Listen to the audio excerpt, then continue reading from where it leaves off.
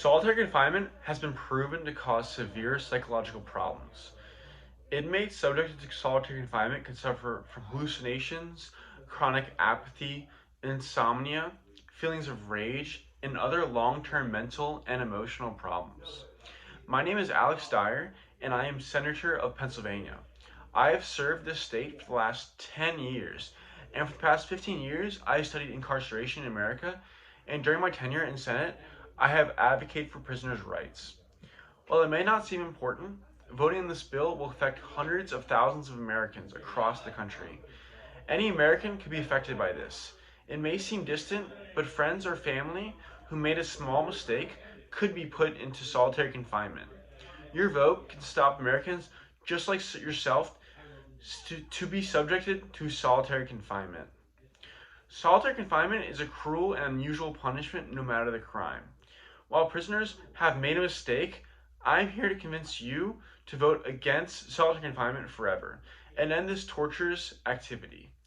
In this presentation, I will be comparing the pros and cons of solitary confinement. First, to understand the argument, I would like to define solitary confinement. According to Oxford Languages, solitary confinement is the isolation of a prisoner in a separate cell as a punishment.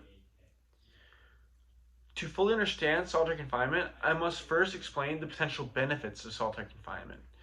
Some prisoners are so violent and unruly, they must be kept in a solitary confinement for the safety of the prison guards and other inmates. Supporters argue that this is a good punishment to deter prisoners commit further bad crimes. Once a criminal is put in solitary confinement after committing a bad crime, they will decide in the future to not act poorly and follow the rules in order to not be subjected to that poor punishment that is solitary confinement. Second, it allows guards to separate especially violent criminals to other criminals. At times, prisoners are so unstable, it is dangerous for them to be next to other prisoners. This is the only solution to separating them. Otherwise, they can cause further chaos and damage. On the other hand, solitary confinement can be deeply negative to one's mental health. Once a prisoner is put into solitary confinement, they can lose interest in communicating and can experience emotional numbness that can lead to a loss of basic skills. Victims can struggle with simple things, including their sense of direction. According to the Prison Policy Initiative, even though people in solitary confinement only comprise 6 to 8% of the total prison population, they account for approximately half of those who commit suicide. A large portion of prisoners struggle with mental health issues to begin with. Being subjected to solitary confinement can add to mental health issues. Further, prisoners who do not have mental health issues can develop lifelong mental issues from solitary confinement. According to the KHN, even if someone who enters solitary confinement without any health conditions can develop a specific psychiatric syndrome due to the effect of isolation. Once you experience solitary confinement, you will progressively be able to tolerate ordinary things. Sounds like the sound of plumbing can cause hallucinations and illusions. Severe panic attacks, difficulties with thinking, concentration, and memory. Obsessive, sometimes harmful thoughts that won't go away. Paranoia, problems with impulse control, and delirium.